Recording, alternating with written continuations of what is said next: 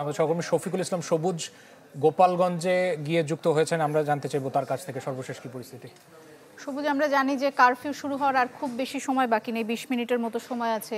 এই মুহূর্তে গোপালগঞ্জের পরিস্থিতি কেমন দেখছেন? আর যে 4 জন নিহত হওয়ার খবর এখন পর্যন্ত আমরা জানতে পেরেছি, তাদের কোনো রাজনৈতিক পরিচয় বা কিভাবে তারা নিহত হয়েছেন সে বিষয়ে বিস্তারিত কোনো খবর আপনার কাছে আছে কিনা? যারা নিহত হয়েছেন তাদের বিষয়ে কিন্তু এখন পর্যন্ত সুনির্দিষ্টভাবে কোনো তথ্য জানানো হয়নি, তবে 4 জনের সংখ্যায় এখন পর্যন্ত বলা হয়েছে। আর যেহেতু আজকে আর কিছুক্ষণের মধ্যেই কিন্তু কারফিউ জারি করা হয়েছে এই শহরে, এবং এই শহর থেকে এখন আমরা প্রায় 20 কিলোমিটার 17-18 কিলোমিটার দূরে রয়েছি কাশিয়ানীতে।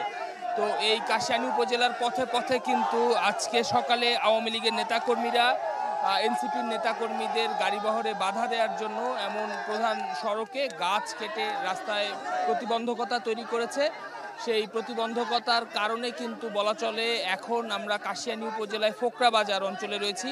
এখান থেকে ঢাকার দিকে কিংবা ভাঙার দিকে যদি আমি তাকাই, প্রায় 5-7 কিলোমিটার পথে কিন্তু যানবাহনের জট কয়েক ঘন্টা ধরে দাঁড়িয়ে রয়েছে।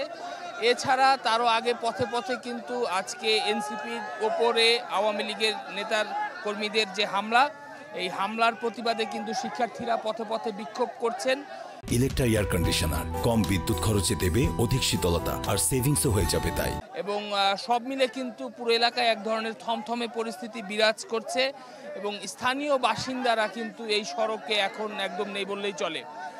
বেশিরভাগ মানুষ এখানে যাদেরকে দেখছেন তারা সবাই হচ্ছে এই পথের যারা যাত্রী।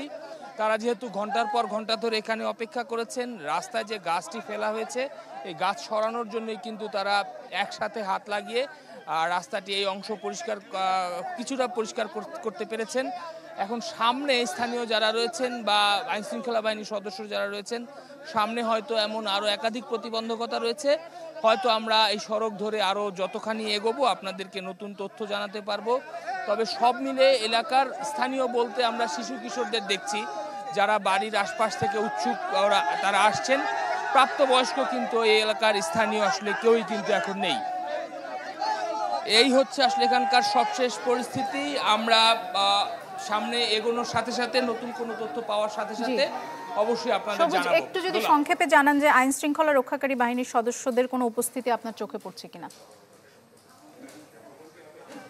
আইন শৃঙ্খলা রক্ষাকারী বাহিনীর সদস্যদের আমরা দেখছি, তবে সেই সংখ্যা খুবই অপ্রতুল, এবং আমাদেরকে অনুরোধ করা হচ্ছে যে তাদের দিকে যাতে আমরা আলো ধরলে আসলে তাদের সহজ হয় গাছটি সরানোর জন্য। আমরা এই যে পুলিশ বাহিনীর একজন সদস্যকে এখানে দেখছি, ওই পাশে 2 জন দেখছি তারা ভেস্ট পরে রয়েছেন। তবে সব মিলে কিন্তু তাদের সংখ্যা একদম কম, সম্ভবত তারা হাইওয়ে পুলিশে কর্মরত। অসংখ্য ধন্যবাদ সবুজ।